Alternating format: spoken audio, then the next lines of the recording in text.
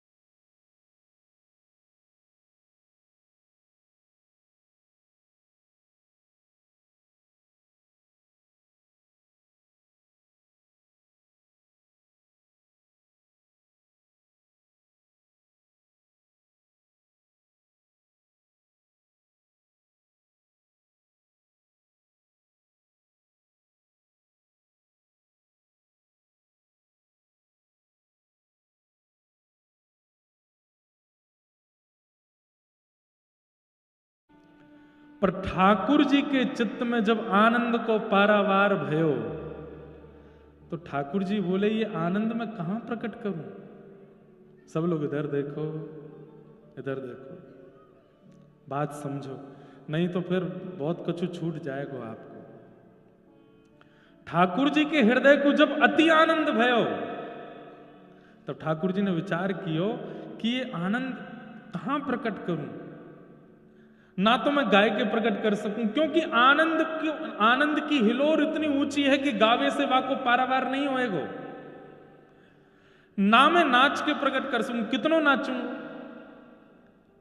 मैं। अगर संपूर्ण कृष्ण लीला में भी नृत्य करते रहूंगा तो भी यह आनंद को भाव पूर्ण नहीं हो पाएगा। नाच के ना है सके, गाय के ना है सके, प्रसन्न है के ना है सके, कहा करूं, कैसे या आनंद को प्रकट करूं चित्त से।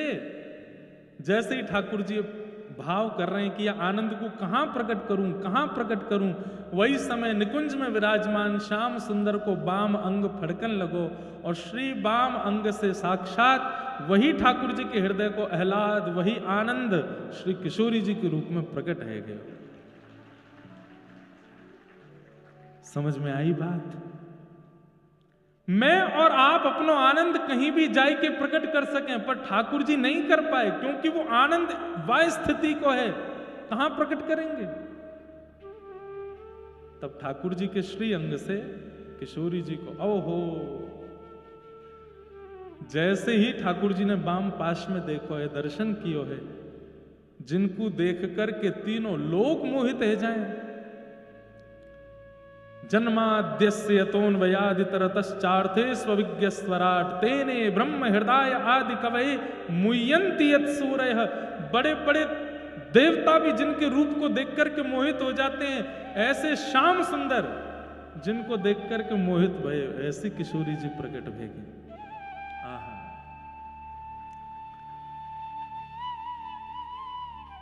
कौन है किशोरी जी? ठाकुर जी को आह्लाद, इसलिए आह्लादनी शक्ति बोलते हैं। वही आह्लाद, वही आनंद को पारावार या रूप में प्रकट है गया। महाराज वेद भी नेति नेति कहकर के जिनके चरणन में पड़े रहे, 33 कोटि देवता भी जिनके आगे हाथ जोड़ करके पड़े रहे, ऐसे ठाकुर जी तुरंत अपने सिंहासन से उतर के जिनके चरणन में बैठ गए, वो हैं हमारी किशोरी जी, श्री लाडली जी। ऐसे ही देखत रहूं तो जन्म सफल कर मान। ठाकुर जी अपने हृदय के आह्लाद को कहां प्रकट करें? बोले किशोरी जी को देख करके। ठाकुर जी देख लें किशोरी जी को तो नेत्रन से आंसू भी प्रकट हो जाए, ठाकुर जी के अंग अंग में रोमांच भी है जाए, ठाकुर जी को नृत्य भी है जाए, ठाकुर जी को गायन भी है जाए। मतलब उत्साह की जितनी श्रेणी है सब एक साथ प्रकट हो जाती है किशोरी जी को देखते ही। ऐसी सुकुमारी प्यारी लाल जू की प्राण प्यारी, ऐसी सुकुमारी प्यारी लाल जू की प्राण प्यारी, ऐसी सुकुमारी किशोरी जी प्रकट भई। अब तो स्थिति ठाकुर जी की ऐसी भई कि बस पलक भी नहीं झपकते हैं, ऐसे ही देखत रहूं, किशोरी जी को निहारते रहते हैं।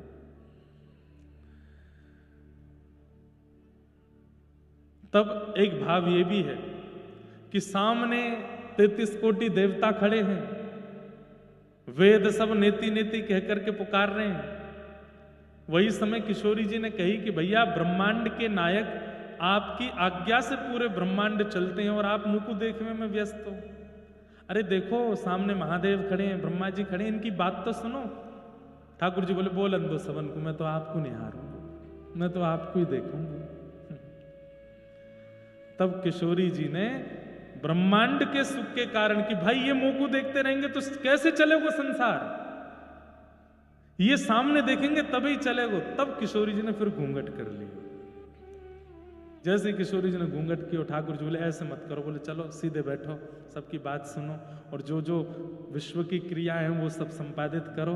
तब ठाकुर जी उठ के बगल में बैठे तो ब्रह्मा जी की, महादेव की, इंद्र की, चंद्र की जो भी वार्ता ये सब सुनी, सुन करके सब कियो। ठाकुर जी मन में बड़े संकोच में आ गए, मैं कहां करूं, कैसे यार रस को आस्वादन करूं मैं। तभी पृथ्वी ने प्रार्थना करी कि महाराज भार बढ़ गयो मुंह पे, आप प्रकट हो। तब ठाकुर जी ने आज्ञा करी, वसुदेव ग्रहे साक्षात भगवान पुरुषपर, हे पृथ्वी तुम चिंता मत करो, वसुदेव जी के यहां साक्षात कृष्ण रूप धारण करके मैं आऊंगा। सब देवी देवताओं में भाग दौड़ लगी है, सब जाकर के ब्रजमंडल में अपने अपने रूप धारण कर रहे हैं। ब्रह्मा जी ब्रह्माचल पर्वत बन गए जिस पे बरसाना धाम है, ये पूरा पर्वत ब्रह्मा जी का स्वरूप है।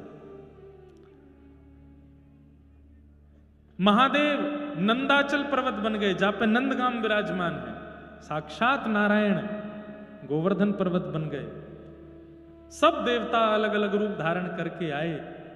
ठाकुर जी अपनी तैयारी में हैं। तभी किशोरी जी से प्रार्थना करी, हे श्यामा जी आप भी चलो, आप भी पधारो।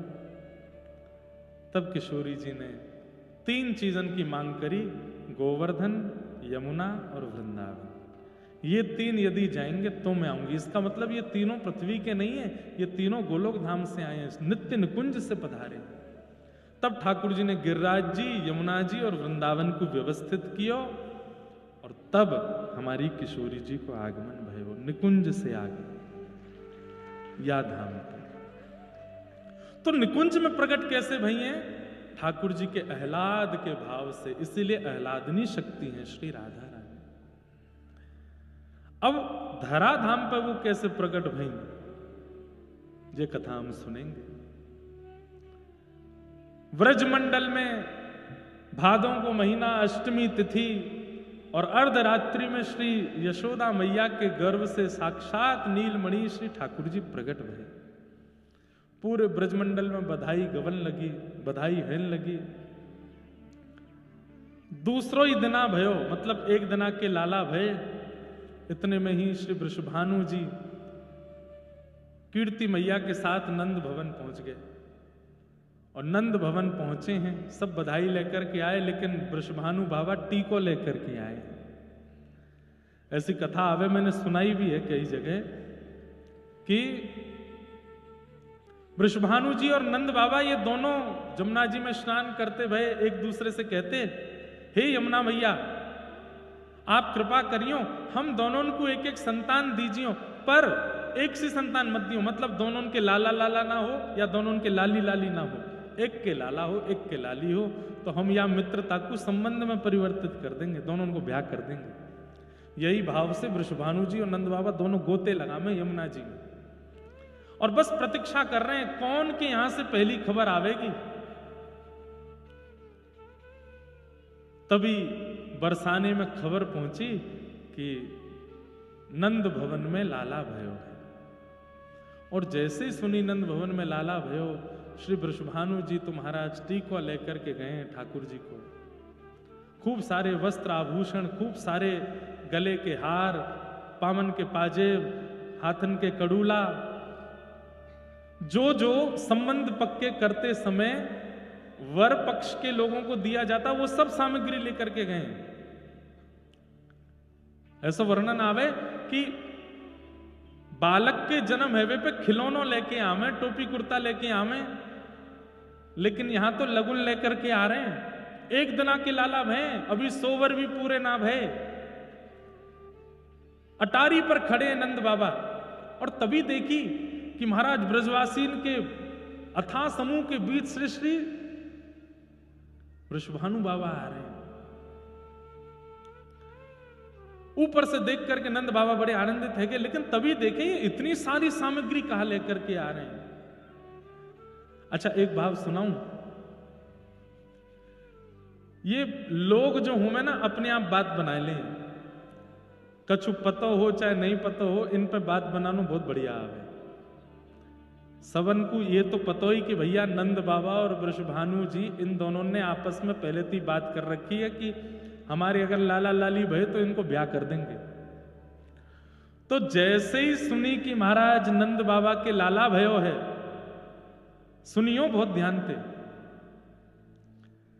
तो वृषभानु बाबा तो टोपी कुर्ता ही लेके आए, वृषभानु बाबा तो खिलौना ही लेके आए, वृषभानु बाबा तो लाला के काजे जो जो सामग्री में वही लेके आए। लेकिन ब्रजवासी ने एक दूसरे की कानाफूसी करी, देख सगाई लेके आए, टीको लेके आए, लाला भयो या हमारे टीको लेके आए। तो लेके तो टोपी कुर्ता ही आए, लेके तो खिलौना ही आए, लेकिन लोगन ने गानो शुरू कर दियो, नंद मेहरगर धोंटा जायो बरसाने ते टीको आयो। जैसे ही कही टीको, तो लेके तो वो टोपी कुर्ता खिलौना ही आए, लेकिन इतने ब्रजवासी ने महाराज वेग में आकर के जब गायो, तो अपने आप विधाता के मन में आई, ब्रह्मा जी के मन में आई कि इन टोपी कुर्ता खिलौना इनको टीका में ही परिवर्तित कर दो। वृषभानु जी भी हैरान रह गए, क्यों? जब सामग्री नंद भवन में जाकर के एक एक सामग्री के ऊपर से कपड़ा हटाए, तो वहां में श्रीफल अपने आप आ गए, वहां में नारियल अपने आप आए गए, गले के हार अपने आप आए गए, पामन की छोटी छोटी जूती आई गई। वृषभानु बाबा कीर्ति मैया तो कहीं, एरी मेहर जी कहा लेके आई, हम तो खिलौना लेके आए, हम तो मेवा बाटी लेके आए, हम तो मिष्ठान लेकर के आए, ये सब परिवर्तित कैसे है? क्यों? बोले अरे भैया ब्रजवासी नहीं, 33 कोटि देवता भी चाह रहे हैं कि संबंध पक्को कर चलो, यही संबंध कर चलो। नंद बाबा आए, आकर के हृदय से लगायो, अरे आप सबन के आशीर्वाद सो लाला भयो है। बोले आपके लाला है, हमारे तो जमाई है। एक दिना के जमाई राजा सास ससुर की गोद में डोल रहे हैं। वृषभानु बाबा गोद में लेकर के कैसे खिला रहे हो, जय हो मेरे दामाद जी।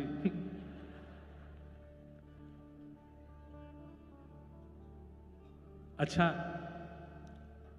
ठाकुर जी नेक्से से हैं, एक दिना के हैं, लेकिन भानु बाबा की गोद में जाके शर्मा वैसे ही रहे जैसे जमाई शर्मा वे।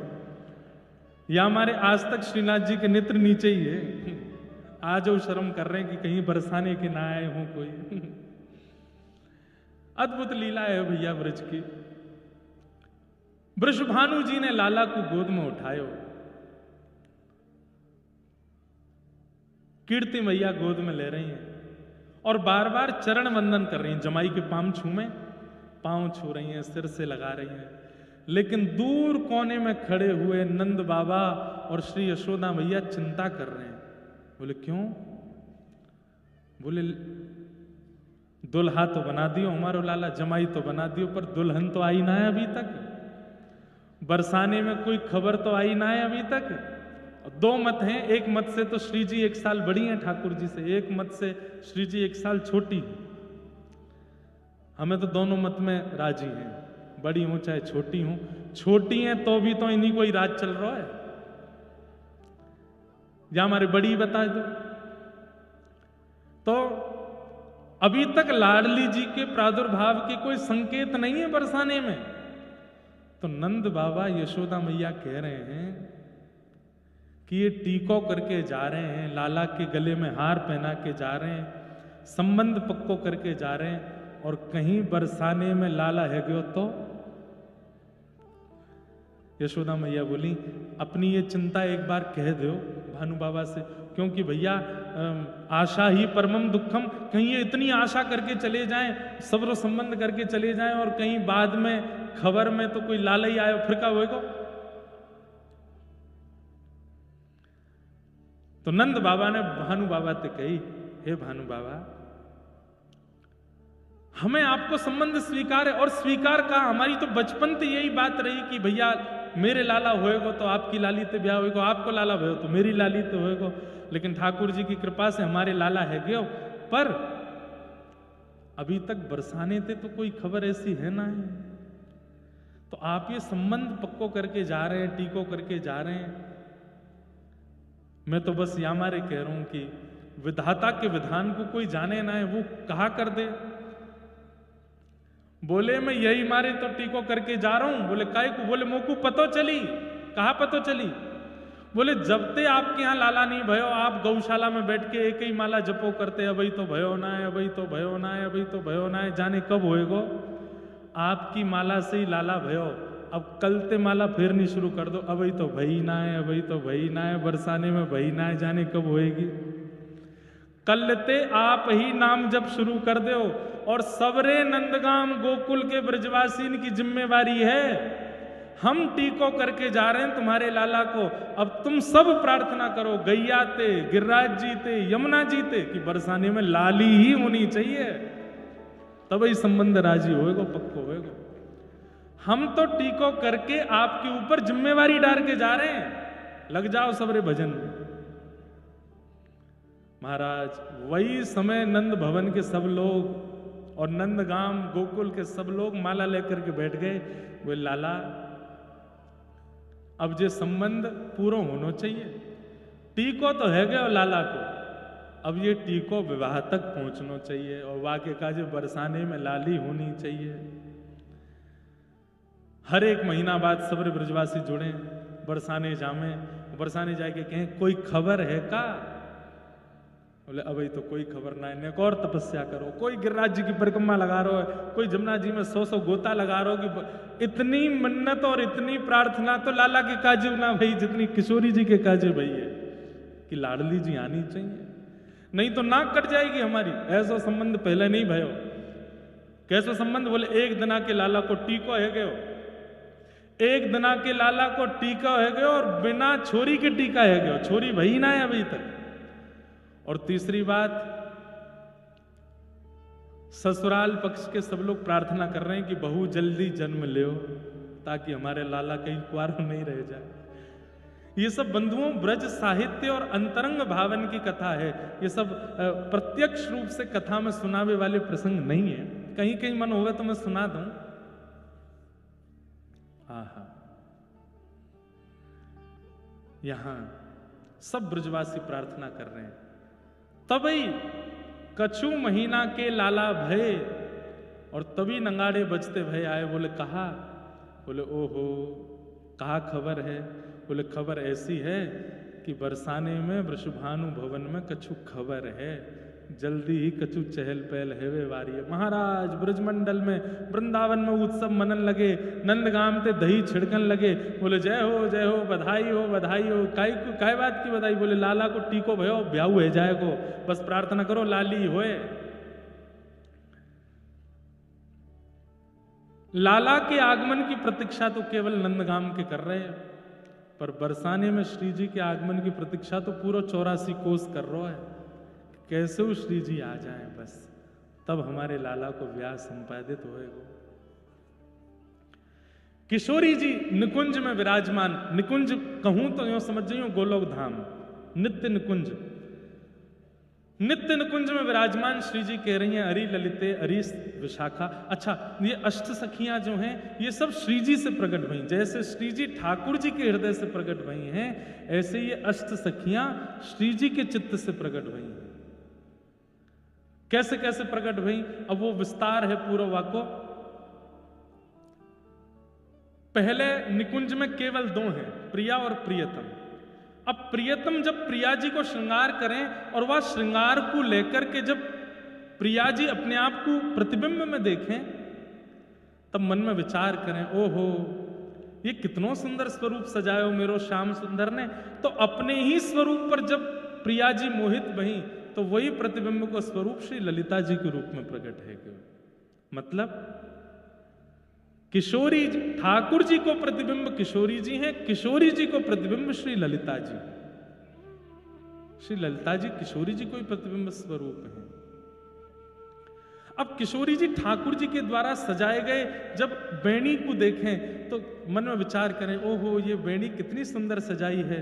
तभी वास सेवा को करवे के लिए श्री विशाखा जी प्रकट है जाएं, इंदुलेखा जी प्रकट है जाएं, सब किशोरी जी की जो अष्ट सखियां हैं, ललिता जी, विशाखा जी, चित्रा जी, इंदुलेखा जी, रंग देवी जी, तुंग विद्या जी, चंपकलता जी, सुदेवी जी, आठों सखीन को प्रादुर्भाव है जाए। मुझको तो इनको विस्तार से बतानो सब कछु, पर मुझको बस यही है कि ढाणी लीला में बहुत समय मुझको लगानो नहीं है, पर मैं थोड़ा थोड़ा इन सबन को संकेत आप सबन को बताए दूं।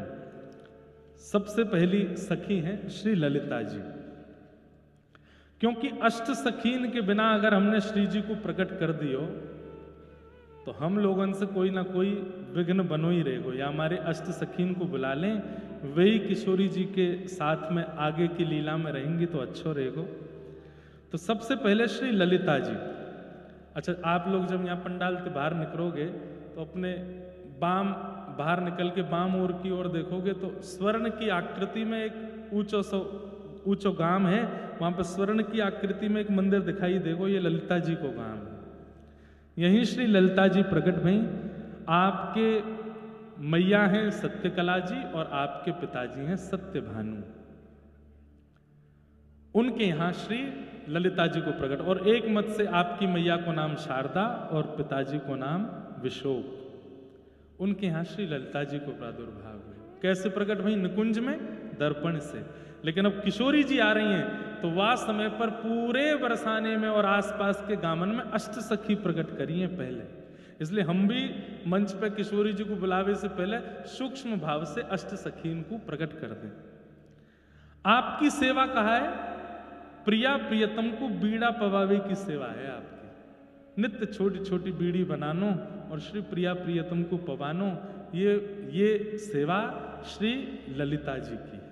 बोलो श्री ललिता महारानी की जय। श्री विशाखा जी, ये दूसरी सखी, इनको गांव है पास में कमई गांव, वहां पर श्री विशाखा जी को प्रादुर्भाव भयो। आपके माता श्री गुणकला जी और आपके पिता गुणभानु। एक मत से आपकी माता जी श्री सुदक्षिणा और पिताजी पावन। आपके यहां पर श्री विशाखा जी को प्रादुर्भाव भयो। और आपकी सेवा कहा है? ठाकुर जी के सुंदर भाव में आपकी सेवा ठाकुर जी को सुंदर सुंदर राग सुनावे की और सुगंधित इत्र लगावे की। किशोरी जी के वस्त्रन में, चरणन में, हस्त कमल में इत्र सुगंधित करवे की सेवा और पूरे निकुंज को सुगंधित करवे की सेवा श्री विशाखा जी की। अच्छा, एक बात हमारे ब्रज के रसिकाचार्य के हैं कि जो लोग अपने घर पर सेवा करते हैं, जो सेवा ठाकुर जी की करो वह सेवा से पहले सखीन को स्मरण करो। जैसे अपने ठाकुर जी को बीड़ी भोग पधराओ तो बीड़ी भोग से पहले श्री ललिता जी को प्रणाम करो, और ललिता जी को प्रणाम करके बीड़ी भोग पधराओगे तो वह बीड़ी भोग में जो दोष होगा वो दोष नष्ट हो जाएगा। ललिता जी आकर के वाकु सवार देंगे।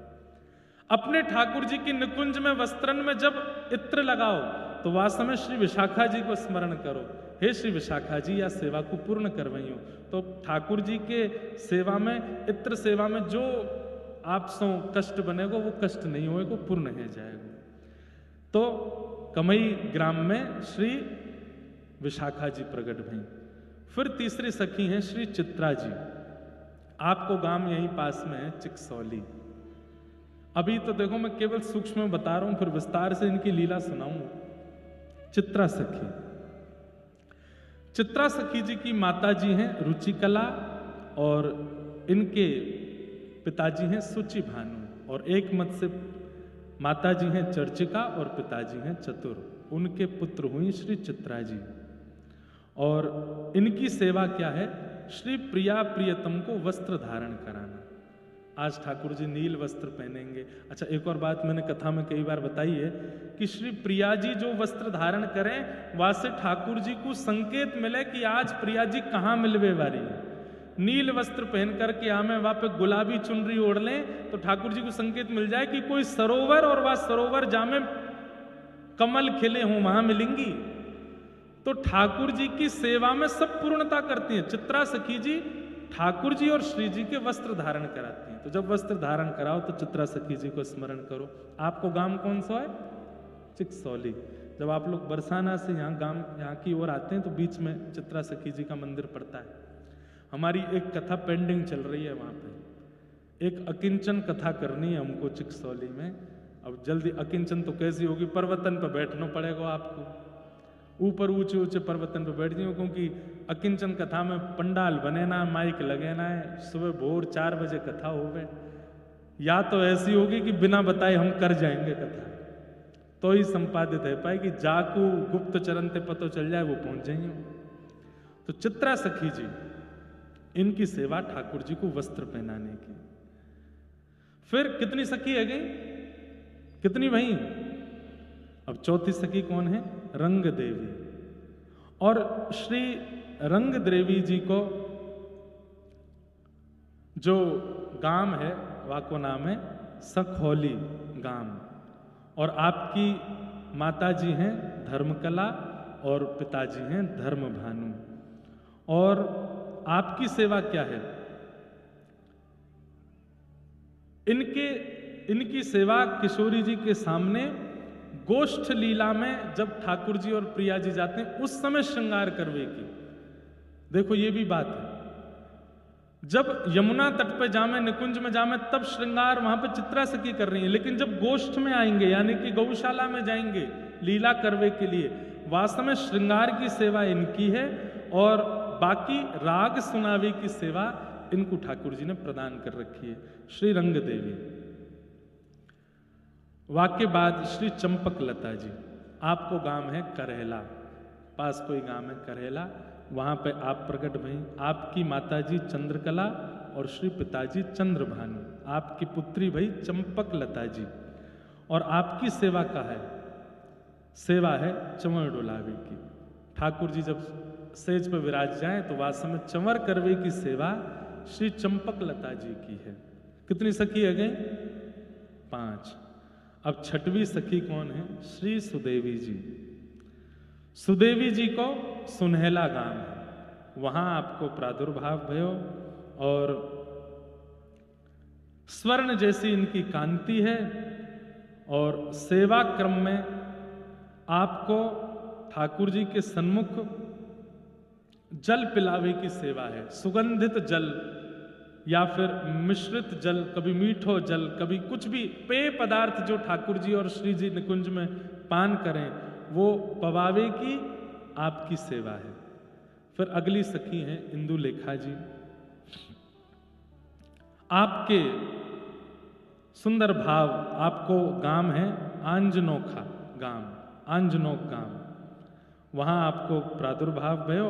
आपकी माताजी बेला और पिताजी सागर, और आपकी सेवा है नृत्य करना और नृत्य करके श्री प्रिया प्रियतम को सुख प्रदान करना। ऐसे श्री इंदुलेखा जी भाई। फिर भाई श्री तुंग विद्या जी। तुंग विद्या सखी के माता जी हैं मेघा और पिताजी को नाम है पुष्कर। एक मत से अलग अलग नाम भी इन सबन के हैं। और आपको गांव है डबहारा, गांव, वहां आपको प्रादुर्भाव भयो। और इनकी सेवा कहा है, सेवा कार्य में ये ठाकुर जी को सदा गीत सुनामे और वीणा वादन करके सुनामे, ठाकुर जी को सुख प्रदान करें। श्री तुंग विद्या जी ऐसे करके अष्ट सखीन को प्रादुर्भाव निकुंज में भयो। फिर किशोरी जी ने उनको आज्ञा करके कही कि अब मैं आवे वारी हूं, आप सब जाए करके विराजमान हो जाओ। तब यहाँ के आसपास के गामन में एक एक करके अष्ट सखी प्रकट भई हैं। और अष्ट सखीन के बाद ठाकुर जी की जन्माष्टमी महानंद भवन में पूरी भई। 1 महीना पूर्ण होते ही यहाँ भानु भवन में श्री भानु बाबा को और श्री कीर्ति मैया को एक सुंदर स्वप्न भयो। और स्वप्न में दोनों ने सुंदर कमल वर्ण की एक लाली को दर्शन कियो। अचानक सोते सोते आप उठ गए और उठ करके एक दूसरे को अपना स्वप्न सुनाने लगे। भानु बाबा बोले, अरे सखी तुम काहे को उठ गई? कीर्ति मैया बोली, मैं तो उठी से उठी, आप काहे को उठे? बोले, मैंने एक स्वप्न देखो। कीर्ति मैया बोली, मैंने भी एक स्वप्न देखो। आपने कहा स्वप्न देखो? बोले, पहले तुम अपनो बताओ। कीर्ति मैया बोली, नहीं पहले आप अपनो बताओ। तब भानु बाबा बोले, मैंने तो स्वप्न में देखो एक कमल वर्ण की सी सुंदर सी एक लाली, बड़ी सुंदर बड़ी मनोहर गुटमुन गुटमुन चलती आई और मेरी गोद में आए कि मेरी दाढ़ी पे खेल रही है। वहां को रूप इतना सुंदर, मैं एक झलक ही देख पायो रूप की, और इतने में ही वो गोद पे उतर के पता ना कहाँ चली गई। पीछे पीछे दौड़ता रहो, जन कौन से कक्ष में प्रवेश कर गई, मिली नहीं तो हड़बड़ाई के मैं उठ गयो। कीर्ति मैया बोली, वही कमल कली सी लाली जो आपकी गोद में खेल रही, आपकी गोद तो उतर के मेरे कक्ष में आए कि मेरे गोद में खेलने लगी। ऐसा मुझको स्वप्न में दिखो है, वही कमल कांति की लाली मेरी गोद में खेल रही है। बस ये चर्चा कर ही रहे हैं दोनों, रात्रि को समय है और इतनी चर्चा हेते ही प्रसव पीड़ा है लगी। अभी मैं एक पद सुना नहीं रहा हूं, बहुत विस्तृत हो जाएगा। उसमें 9 महीना का पूरा वर्णन है। कीर्ति मैया को 9 महीना तक क्या क्या संकेत हो रहे हैं, क्या क्या भाव हो रहे हैं, उन सब का वर्णन उसमें किया गया है। तो उसमें वर्णन करते हैं कि जब तीसरा महीना आयो तब तीसरे महीने में क्या हुआ, सुनाई दो, कौन सा कहीं भागे जा रहे हो। यहां भागवत जी विराजमान है, बीच बीच में भागवत जी को पुट आएगो, लेकिन मुख्य रूप से तो हमें निकुंज रस चर्चा करनी है, निकुंज के भाव सुनने हैं। तो आप सब लोग बड़े भाव से सुनियो। प्रथम मास जब लाग्यो ही अनुराग्यो, भाग्य बढ़ जाग्यो री अमंगल भाग्यो। पहलो मास जैसे आयो तो क्या हुआ, अमंगल। अमंगल किसको कहते हैं? अमंगल द्योतक जो कुछ भी होता है वो सब होना बंद हो गया। ना तो स्वप्न में कुछ गलत दिखता है, ना प्रत्यक्ष में कुछ गलत होता है। जितने भी अमंगल कार्य हैं वो सब मंगल होने लगे। ये प्रथम महीने में हो रहा है। प्रथम मास जब लाग्यो अमंगल भाग्यो। द्वितीय मास जब आयो, द्वितीय मास जब आयो, कही वचन सुनायो, सखी सो जनायो री। दूसरा महीना जब कीर्ति मैया को लगो है तो मैया को ने एक आवाज होने लगो कि कछु बात है। तो सखीन को बुलाकर के कीर्ति मैया ने बताया है कि मुँह को कछु अनुभव है रोए, कि ऐसा लगे कि कुछ प्रसव पीड़ा जैसी हल्की हल्की कछु प्रसव के लक्षण लग रहे हैं। सखीन को बताया। तृतीय मास गोप रानी परम सुख सानी, कहत मृदुबानी जी लली उर आनी। तीसरे महीना में मैया को पतो चल गई कि लाली है गर्भ में। बोले कैसे पतो चली कि लाली है? सब सकीन ने पूछी, लाला भी तो है सके, आपको कैसे पतो कि लाली है? तृतीय मास जब आन्यो परम सुख सानी, कहत मृदुबानी जी क्या लली उर आनी। सब सहचरी बोली कैसे पतो कि लाली है? तब कीर्ति मैया कह रही हैं, अहो लक्षण देख अभूत परम हर्षित भई, अरे लाला यदि गर्भ में आतो तो लाला के जो जो लक्षण वस्त्र आभूषण होने चाहिए वो दिखने चाहिए, पर मुंह को तो अपने अपने स्वप्न में और अपने आभास में लहंगा दिख रहा है, चुनरी दिखाई दिख रही है, चंद्रिका दिख रही है, कानन के सुंदर लटके वाले सुंदर सुंदर कुंडल दिखाई दे रहे हैं, हाथन की चूड़ीन की आवाज आ रही है, पैरन की पाजेब की आवाज आ रही है। इन सब लक्षणन से मुंह को लग रहा है कि मेरे गर्भ में लाली है। आहा, जैसे ही कही कि गर्भ में लाली है। चौथे मास मन फूल्यो, चौथो महीना लगो है, और मन फूलो मतलब आनंद में है। भाग्य अनुकूलो महारस झूलो जी, महारस में आ गई हैं श्री कीर्ति मैया। सकल दुख भूलो, जितने भी दुख हैं कष्ट हैं सब चले गए चित्त से। बंधुओं, जिनके चित्त में श्री जी आवेंगी उन सबको ये अनुभव होएगा ही होएगा। या हमारे ध्यान से सुनियो, जरूरी थोड़ी है प्रसव में तो कीर्ति मैया की आ सके, हमारे तो चित्त में आवेंगी ना। तो चित्त में आवेंगी तो हर महीना यहां से जावे के बाद आप सबके चित्त में आनी चाहिए। पहले महीना जो अनुभव हो वो लिखो है, दूसरे महीना, तीसरे महीना, चौथे महीना को कहां अनुभव है। चौथे मास मन फूल्यो भाग्य अनुकूलो महारस झूल्यो जी, सकल दुख भूल्यो, सारे दुख चले गए। अहो गोपराज कलु कुलवधु हो परम शोभित भई, सारे दुख चले गए, कोई पीड़ा नहीं है, इतनी आनंद में भर रही हैं। कभी नाचती चलती हैं, कभी गाती चलती हैं, जहां बैठती हैं, जिस सभा में जाती हैं कीर्ति मैया सबको प्रसन्न कर देती हैं। 5 मास जब आन्यो देख कुटुंब सिहान्यो, नगर जब जान्यो जी, अभी तक बरसाने को पता नहीं चली। 5वें महीना में धीरे धीरे जब गोपीन के आवागमन बहुत बढ़ गए भवन में, महल में, तो बरसाने में धीरे धीरे काना फूसी हेन लगी। बोले कछु तो बात है, कछु तो है रहो है। और यहाँ पे एक वर्णन और है कि एक दिना कीर्ति मैया अटारी पे आई गई, और अटारी पे कीर्ति मैया को देख करके नगरवासी ने अनुमान लगा लिया कि अब तो कछु बात है, अब तो कछु भाव है, जरूर मैया को कछु शुभ संकेत है। 5 मास जब आनो देख कुटुंब सिहानो, कुटुंब ने सिहाना सराहना करिए, सबको देख के पता चल गया कि कछु बात है। नगर जब जान्यो जी मोद मन मान्यो, सब आनंद कर रहे हैं। आहा, ऐसे मैया के 5 महीना बीते हैं। अब छठे मास छवि बाड़ी, 6वां महीना आते ही कीर्ति मैया इतनी सुंदर कभी लगी नहीं जितनी अब लगन लगी। जो एक बार देखे देख तो ही रह जाए, ऐसो स्वरूप, ऐसो मुख लावण्य, ऐसो आकर्षण। छठे मास छवि बाढ़ी अंग अंग आढ़ी, कछु की भई गाड़ी जी।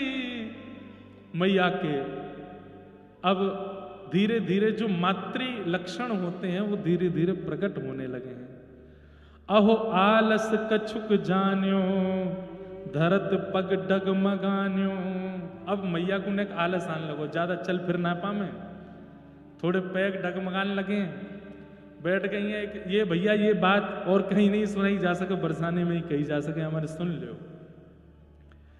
यहां किशोरी जी के भाव से हम सबके चित्त में ही प्रकट है रही हैं, कीर्ति मैया के भाव से हम सबके चित्त में ही प्रकट है रही है श्यामा जी।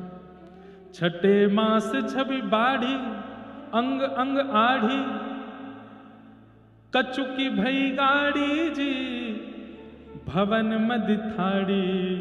अहो आलस कछुक जान्यो धरत पग डगमगे, अपने एक आलस मान लगो, उठ फिर के ज्यादा काम कर ना पामे। 7 मास सहेली नहीं तजो अकेली, अब सब सहचरीन से सब कहें यहीं बैठ जाओ, मुंह को अकेले छोड़ करके मत जाओ। क्यों? अब मुंह से काम बन नहीं रहे, आपको ही जल पिलाना पड़ेगा, आपको ही खिलाना पड़ेगा, आपको ही उठाना पड़ेगा। 7 मास सहेली नहीं तजत अकेली, कहत सुनो हेली रे रहो संग भेली। सब यहीं रहो, मेरे पास ही बैठी रहो। अहो भांति भांति समुझाए गर्भ रक्षा करी, कोई गर्भ की भीतर श्री जी हैं, उनको कोई पीड़ा नहीं हो, उसकी भावना किशोरी जी कीर्ति मैया कर रही हैं। 8 मास द्विज आए, 8वां महीना प्रारंभ भयो तो घर में कथा वक्ता आए हैं, ब्राह्मण देवता आए हैं, द्विज आए हैं। बोली पठाए, सुंदर सुंदर कथा सुना रहे हैं, सुंदर सुंदर भाव सुना रहे हैं, मंत्र सुना रहे हैं। बोली पठाए न्योत जिमाए जी सजन पहराए, सबको नंद बाबा ने वस्त्र दिए हैं, दक्षिणा दी है। अहो बोल सजन सो बोल सोई प्रभु कीजिए। वृषभानु बाबा से कीर्ति मैया कह रही हैं सब ब्राह्मणन को दक्षिणा दो, वस्त्र दो, सब करवाओ, जो कहें वो इनको प्रदान करो। नवम मास गोप बाला कहे बचन रसाला, अजु कीरत कृपाला जी बूहज इत काला। ओह कब हुए है वह धोस सुमंगल गाई है। अब तो बस सब टकटकी लगा करके प्रतीक्षा कर रहे हैं कि भैया कब डुमडुमी बजेगी, नगाड़ी बजे, सब तैयारी करके बैठे हैं। 9वां महीना आगे हुए, अपने घरन के छत पर रोज ब्रजवासी जन दूध दही और हल्दी लेकर के बैठ जाएं, कब छिड़कावे को अवसर मिल जाए पता नहीं। होड़ लगी है कौन पहले छिड़कावे को, पहली खबर जैसे ही आवेगी भानु भवन से सबसे पहले हम छिड़कावेंगे, सबन में होड़ लगी है। हाँ 9 महीना भी पूरो है गयो, और 9वां महीना पूरत हेते ही पूजे हैं 10यों मास। 9वां महीना के बाद 10वां महीना लग गयो। उर बड़ो है हुलास सफल भई आश जी। आहा, मन में आनंद भर रहो है, मन में आनंद है रहो है, और आशा पूरी भई है। क्यों? किए भवन प्रकाश। यहां पृथ्वी पर जैसे ही सूर्य उदय हुआ है, उसी बेला में भानु भवन के बिल्कुल अंतःपुर में कीर्ति मैया के भवन में एक दिव्य प्रकाश भयो है, और वह दिव्य प्रकाश के संग में तप्त कांचन गौरांगी श्री राधे वृंदावनेश्वरी श्री भानुनंदिनी किशोरी जी को प्रादुर्भाव भयो है। बोलो वृषभानु दुलारी की, श्री कीर्ति दुलारी की, श्री कीर्ति मैया की, वृषभानु बाबा की, बरसानो धाम की। आहा, जैसे ही जय जयकार भई है। यहाँ भानु बाबा को जाकर के सखीन ने बताई, अरे बाबा बाबा आपको बधाई हो बधाई हो। बोले कहा भयो? बोले लाली ने जन्म लियो है। सुनते ही भानु बाबा तो सुध बुध खो गए, जानो भीतरो दौड़ बाहर लगे। बाहर जाने लगे तो जाके सखीन ने रोके, कहाँ जा रहे हो? बोले भीतर कक्ष में जा रहा हूं। बोले कक्ष यहाँ ना है, कक्ष वहां है। आंखन में आंसू भरे हैं। बंधुओं, ठाकुर जी के प्रादुर्भाव की लीला एक अलग आनंद करावे, पर किशोरी जी के प्रादुर्भाव की लीला तो भावुक कर दे।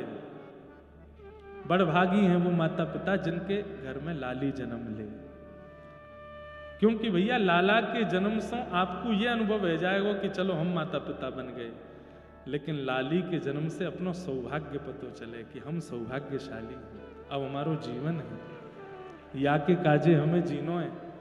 पिता जब पुत्र को जन्म दे तो वाकई यूं लगा ठीक है अब हमारा तो काम है कि अब ये आगे देखेगो, लेकिन लाली के जन्म होते पिता के मन में ये आ जाए कि नहीं अब मुँह को संभलना है, क्योंकि या के काजे मुँह को जीनो है, या के काजे मुँह को सब करना। भानु बाबा जैसे ही गए, कीर्ति मैया के बगल में पौड़ी हैं श्री किशोरी जी, गोद में जैसे उठाई हैं। भानु बाबा बोले अरे अरे मेहर, मुंह पे तो उठाए ही ना जा रहा, संकोच लग रहा, ऐसी कोमल सी है, लग रहा है कि मेरे निष्ठुर हाथन से कहीं आपको कष्ट नहीं है जाए, कोई पीड़ा नहीं है जाए, वापिस वहीं पधरा दें। और दूर से ही केवल दर्शन कर रहे हैं, बैठे बैठे रूप कांति को देखते देखते कह रहे हैं ये आंख काई क्यों ना खोल रही, ये मुंह तक कुछ बोल क्यों ना रही है, ये अपने पाम क्यों ना चला रही, या कि कोई चेष्टा क्यों नहीं है रही, कोई गतिविधि क्यों नहीं है।